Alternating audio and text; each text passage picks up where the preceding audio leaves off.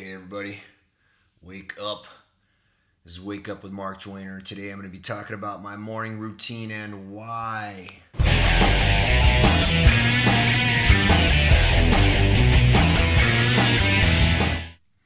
Alright, it's kind of ironic I'm talking about my morning routine today because I will not be doing my morning routine today. So I got an early flight to catch. I'm going to be leaving Singapore, going back to Phuket. Very much looking forward to that, although I had such a fantastic time here, and I want to thank Melvin So and Josiah Tan and the entire Enlightened Profits team for doing such an amazing job. We had this really great intimate event, 150 something people I think in there. I can't know the exact number, but we put this whole thing together without really doing much promotion. It was just all Facebook. It's all organic. It's kind of fun, and we intended to keep this kind of small this time. Was the whole intention of the whole thing, and really, anyway, there's a lot that's going to come of this. That's pretty profound. Mel, Joe, and I have some huge things planned that y'all shall be seeing here in the near future. Just give you a little teaser about that and leave that there. And I do want to say thank you to everybody that I met out there. I wish I had more time to spend with y'all. You could tell I probably could have gone on for about 20 hours. We only had the time slot that we had, and that was that. And I think everybody was kind of overloaded and smashed by the end anyway. So probably a good thing that we ended where we did. But we're going to be doing some follow up, some special, unique, exclusive follow up for the guys that were there live at the event. Y'all can expect that. Check the Facebook group that we set up for that. You'll see some really interesting things that we'll be posting. Some things that I wish I had time to cover while I was on stage, but did not. So we're gonna be throwing that in there, just a nice little bonus for you guys. And man, I had such a great time. I really do love public speaking. I gotta say, and maybe I can do another wake up about this, but I can talk to you guys about how I was once at a point where I was terrified of public speaking. I remember the first time I had to speak in front of a group of Army officers. My hands were shaking like a leaf. My voice was quivering, and I was terrified, even though I was quite prepared. And now I can get in front of a group of 5,000 people without any preparation and just go impromptu and be totally fine. I was at a private mastermind last month. The great Steve Tan put together. I didn't even know I was going to be speaking. And he said, hey, you're up next. And I'm like, oh, okay, right. It was a small group of 20 people, but for most people that'd be, you'd be terrified of doing that. Didn't even faze me. Ended up speaking 3 times in front of the group. It was great. It was fun. I really do enjoy it. How did I get to that point? Hold that thought. We'll talk about that in an upcoming episode. One of the gentlemen that I met at the event, I gotta say, man, it was an exceptionally intelligent crowd of people that Melvin and Joe put together. I was kind of probing these guys in the beginning to see how far I could go with them. And I thought, okay, these guys are ready, man. They're ready for me to go deep. And I did. And it was great. And again, I wish I had more time to spend with each and every one of y'all one-on-one. But, there's only so many hours in the day. There's only so much time. You got to work with what you got. So one of the gentlemen that I met, this young man asked me to describe my morning routine and why. Okay, so here's how it goes. And by the way, this is a work in progress. I'm constantly evolving this. So I get to sleep. Notice I'm starting with my sleep at 8 p.m. Usually every day. Sometimes that varies on the weekends. I will adjust that. Saturday night after the event, I adjusted that. We stayed up until the restaurant kicked us out. But I sleep early because I like to be in the rhythm of nature. Nature is dark at a certain time. It is light at a certain time for biological reasons, or at least our bodies have adapted. I mean, however you want to look at it, our bodies have adapted to that. We are now, I don't know, we're what they call us Homo sapiens, right? Maybe we are now Homo technologists, right? We are becoming a different species now because, well, some of us are adapting better to this stuff and some of us are not. I think we're still the same species, but the technology is messing a lot of us up. It's making a lot of us sick. I'm convinced that light and disruption of our natural circadian rhythms is part of that. That is why When the sun goes down, if I do have to be around artificial light, which is often, I'll put on my blue blocker glasses. I will use flux on my computer if I stay in my computer past sundown, which I try to make less and less. So that's the beginning. I'm up at 4 a.m. usually, and sometimes if my body needs a little bit more rest, if I get crushed a little bit harder in the gym, I will maybe get a little bit more sleep. But usually around 4 a.m. I'm up, and then I bang out some hard intellectual work first thing in the morning. My intention is to not turn on Facebook, not turn on anything, and have a very, very clear idea in mind of the creative work that I want to get done uninterrupted. I will not allow myself to watch the news or do anything that is going to take my mind off that. That is very, very important. One of the reasons why people are not very productive and are not very effective is because they are waking up and they're allowing other people, other things to establish their agenda. I don't allow that to happen as much as possible. Sometimes I blow that. Sometimes I blow that and I pay the price. Okay, if I just check one thing on Facebook, you don't just check one thing on Facebook, right? You don't just watch one YouTube video. These guys are designing that stuff for that purpose. It's designed to be addictive. It is designed to be distracting. Some of the people from these organizations have stood up and admitted that to us, for better or worse. I understand it from a business model.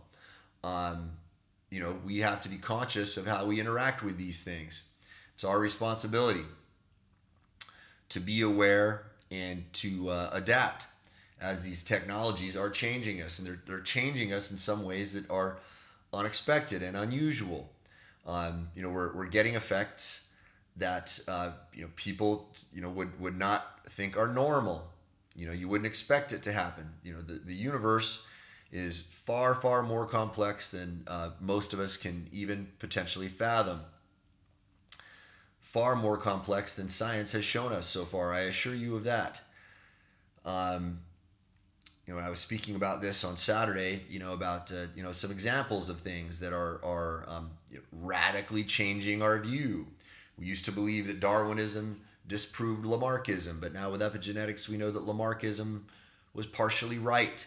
Now with the nanomaterials revolution, we know that our view of chemistry is but a partial view of what is possible out there. Now we know that there's perhaps an infinite layer of periodic tables behind the periodic table, for example. You don't think that's true? We can have a conversation about that. I can explain to you how many, many people are seeing evidence of that. Perhaps there are multiple dimensions.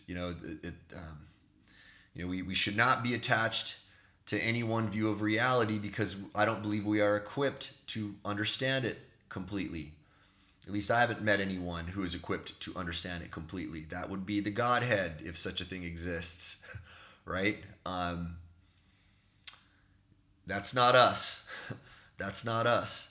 Some of the things that we're understanding now, that we are beginning to discover, or that at least there is evidence indicating this, that light is one of the things that is messing us up, and technology is one of the things that is messing us up. Okay, being around artificial light at the wrong time, artificial light at night especially, is negatively affecting our circadian rhythms.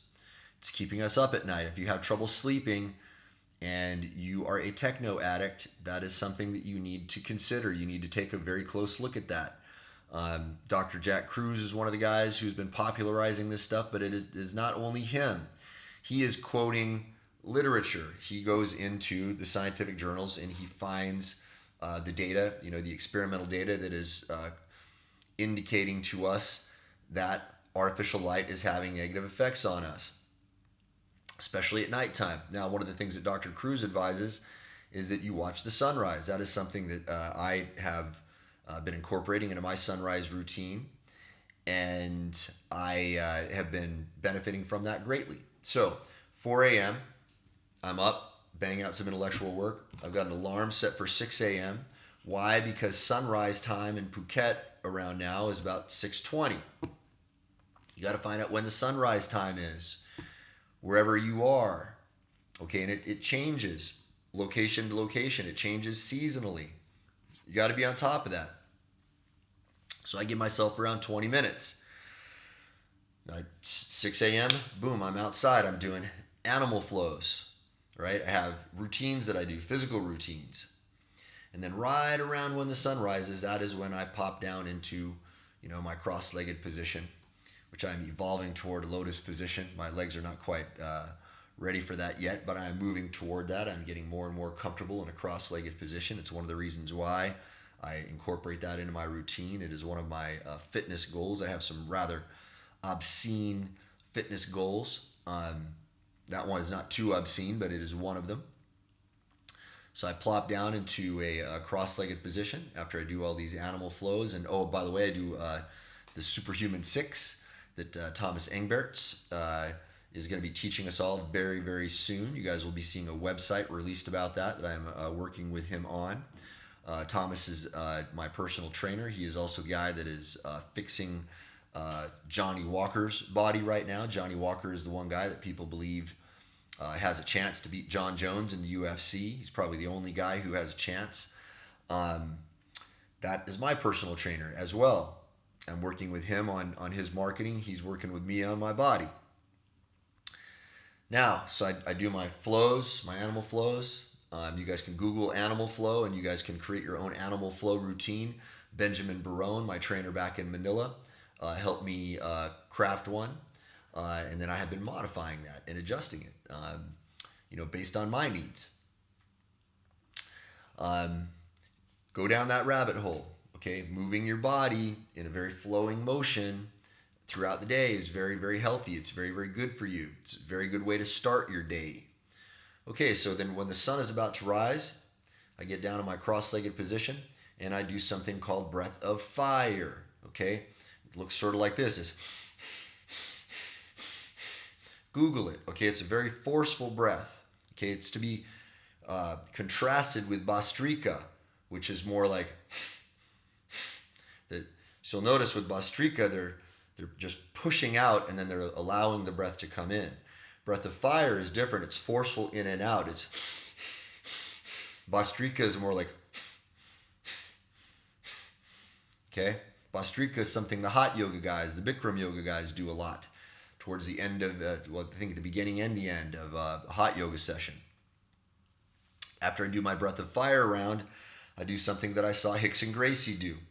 I breathe all the air out, and then I pull my stomach in, and then I give my internal organs a massage. I roll my abs up and down, and I move my body around like this, okay, just to give the internal organs a massage.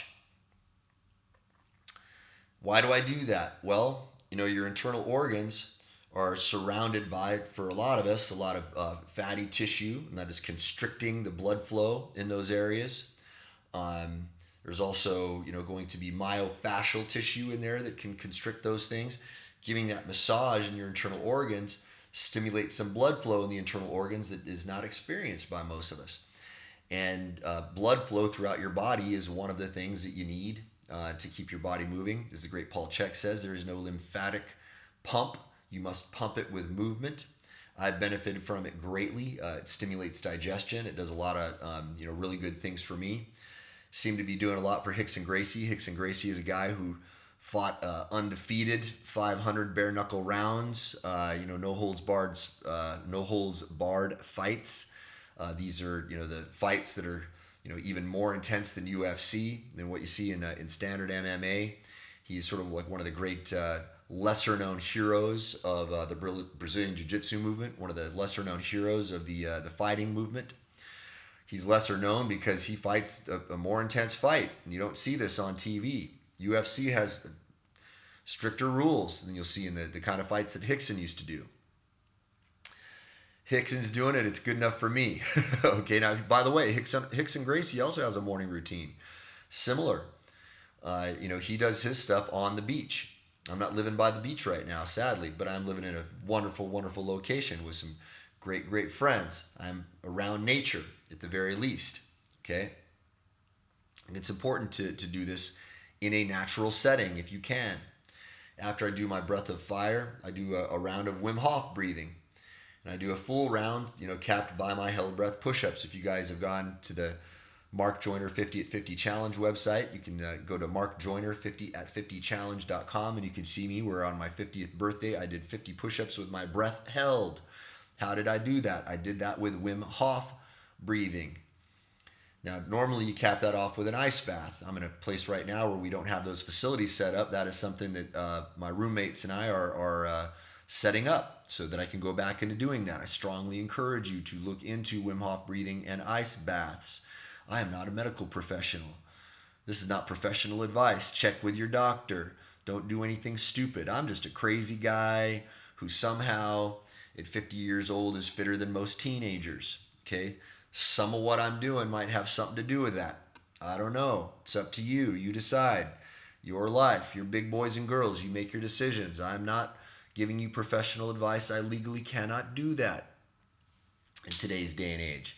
Probably not responsible for me to do that because I test myself. I push my limits. I do kind of odd things that most people, would think are quite strange.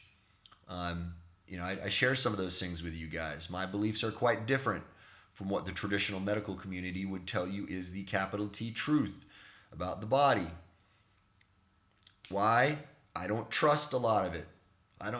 Is it I'm anti-science? No. I am very pro-science. I am anti-bullshit science is what I'm against.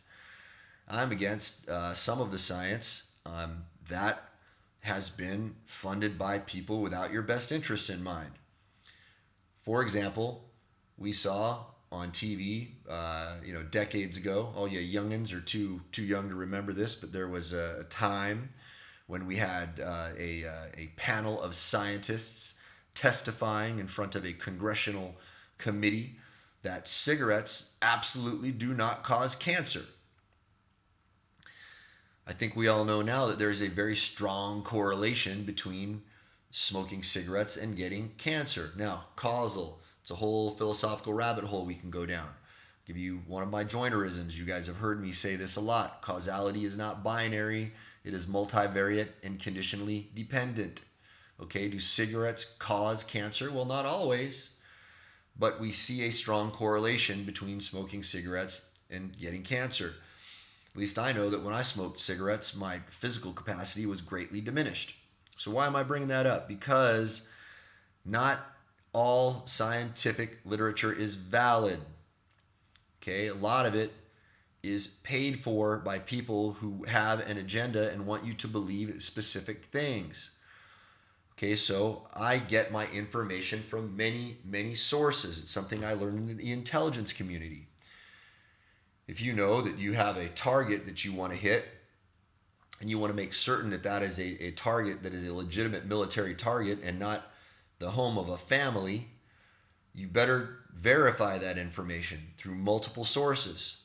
This is why I read all kinds of literature. It's why I expose myself to the opinions of many, many different people. It's why if I read a scientific paper, I do not take that as holy writ, even though when we watch the popular science dumbing down of scientific literature, what we have often is a scientific journalist who reads the abstract of the article without actually digging into the article and understanding it himself, because I'm sorry to say he is not intellectually equipped to do so, or he is a propagandist or a shill who is paid to come up with a conclusion to persuade you in a particular direction. Yes, that's real. Yes, that exists. It has existed for a long, long time. Okay, that guy often draws a conclusion from the abstract that is not supported in the literature itself. And sometimes the conclusions in the abstracts are not supported by the conclusions themselves. Somebody's trying to call me right now. Whoever that is, I'm just going to turn my volume down so you don't have to be distracted by that. Okay, so sometimes when you dig into the article, the research itself, everything seems legit on the surface, but the data was falsified. We've seen many cases of that, of people falsifying data. This is supposed to be cleaned up by the peer review system. Okay, the peer review system is a bit broken. It doesn't always clean it up. Okay. Anyway, guys, I think that is my ride calling me to tell me that they are waiting for me. If that is you guys, I will be right down. I'm going to tie this up here, and I'll see you guys in just a moment. Everything's ready to go, packed. I'm just going to stop this video, chuck my computer in the bag, and be downstairs. But there is generally my morning routine, and then after I do all that, I get on and I do these wake-up videos. Why do I do the wake-up videos? I do the wake-up videos because I am forcing myself to get better and better and better at speaking impromptu. I've spoken impromptu for a long time. I want to get better at it. So I'm engineering my day so that I am forced to do things that are going to produce certain effects in my body. That's the whole point of all of this, guys. Your routine does not have to look like my routine. You do not have to believe some of the things that I believe or I experiment with or that I am hypothesizing. You come up with your own. You figure out what you want in your life. You design a routine around that. And that's a call probably telling me to get my butt downstairs. You all have a beautiful day, and I will talk to you all tomorrow from